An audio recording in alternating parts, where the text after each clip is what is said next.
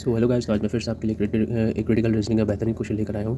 तो चलिए बिना किसी देरी के लेट्स गेट स्टार्टेड। सो ये थोड़ा सा अलग टाइप का है जिसमें कि आपको बहुत सारे इंस्ट्रक्शंस दिए हुए हैं। सो उसको याद रखते हुए, कीप इन माइंड रखते हुए आपको सॉल्व करना है, ठीक है। तो इससे पता चलेगा कि आपका रीडिंग और फोकस कितना अच्छा है। तो चलिए स्टार्ट करते हैं। तो government of India invited the tender for fitting और drop irrigation system in the garden, ठीक है। The tender will be awarded through the e procurement, ठीक है। A committee has been form to revise the applications, ठीक है। After census among the committee members to bidders Mr. X and Mr. Y were finalized for the next stage, ठीक है। They both were given some special instructions। तो चलिए instruction देखते हैं क्या क्या मिला उनको। तो bidder should do online enrollment in the portal, then digital signature enrollment has to be done with the e token after login into the portal.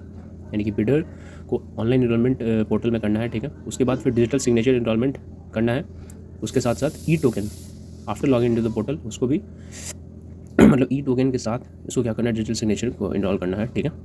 उसके बाद फिर ई टोकन दैट इज़ रजिस्टर्ड, यानी कि ई टोकन से हम लोग क्या करेंगे, लॉगिन करेंगे पोर्टल में, और उसके बाद फिर अपना डिजिटल सिग्नेचर क्या करेंगे, डिजिटल सिग्नेचर इनरोलमेंट क्या करेंगे करेंगे। उसके बाद फिर सेकंड में क्या करें, the e token has to be the e-token that is registered should be used by the bidder and should not be misused by others। तो जो e-token है केवल और केवल वो बिडर के द्वारा यूज़ होना चाहिए और उसका मिसयूज़ नहीं होना चाहिए। DSC once mapped to an account cannot be remapped to any other account, it can only be inactivated। तो DSC जब एक बार मैप्ड हो गया किसी दूसरे मतलब कि एक अकाउंट में, ठीक है, अगर DSC मतलब कुछ है मैलिस होगा, कुछ डिफेक्ट होगा, तो वो वापस से वो रिमैप नहीं हो सकता, वो डायरेक्ट इनएक्टिवेट कर दिया जाएगा अकाउंट। उसके the bidders can update well in advance the documents such as certificates purchase, order details etcetera, ठीक है। उसको फिर क्या है, the BOQ template must not be modified replaced by the bidder and the same should be uploaded after the filing the relevant columns, else the bidder is liable to be rejected for the tender. अगर BOQ template जो है modify हो गया या replace हो गया bidder के द्वारा, तो फिर वो बिडर जो है वो रिजेक्ट कर दिया जाएगा, टेंडर के द्वारा रिजेक्ट कर दिया जाएगा। मतलब सेम होना चाहिए, जो भी BOQ टेम्पलेट्स हैं वो सेम होना चाहिए। तो bidder in advance should prepare the bid documents to be submitted as indicated in the tender schedule and they should be in PDF, XLS, RRR और DW फॉर्मेट्स। मतलब कि बिडर को advance में ही पहले ही प्रिपेयर कर रखना अपना बिड डॉक्यूमेंट्स, ताकि वो सबमिटेड कर दिया जाए टेंडर को और टेंडर शेड्यूल में, और वो होने चाहिए PDF, XLS, RRR, DW format में, ठीक है। If there is more than one document they can be club together. अगर एक से ज़्यादा डॉक्यूमेंट होंगे तो उनको वो क्लब कर सकते हैं, मतलब कि अगर ज़्यादा है डॉक्यूमेंट्स है तो उनको एक साथ क्लब करके दे दिए जा सकते हैं। The bidder should arrange for the EMD as specified in the tender।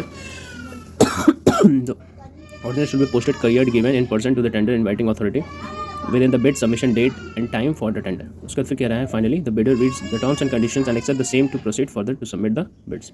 अब चलिए यहाँ पर देखते हैं क्या क्वेश्चन दिया। During this stage mister X was rejected for the tender, which of the following mistake might have been done by the mister X that led to his disqualification. तो देखते हैं कि किस कारण से डिस्क्वालीफाई हुआ, क्या मतलब सूटेबल हो सकता है। तो पहला कह रहा है कि after submitting all the documents he updated purchase order details. तो ये तो बिल्कुल सही है, तो ये हो नहीं सकता, अपडेट कर ही दिया तो फिर क्यों निकालेगा इसको। After filling the required information he uploaded the same template. Yes, same template ही करना था, तो ये तो होगा नहीं आंसर।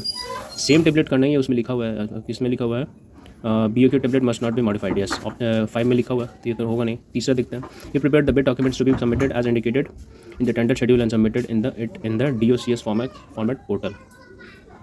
यस, तो यही हो जाएगा हमारा आंसर। क्योंकि साफ साफ हमारे इंस्ट्रक्शन नंबर 6 में लिखा हुआ है कि दे should be in PDF, XLS, RRR और DW फॉर्मेट, लेकिन आप क्या कर रहे हैं, डॉक्स के फॉर्मेट में भेज रहे थे, इसलिए रिजेक्ट कर दिया गया।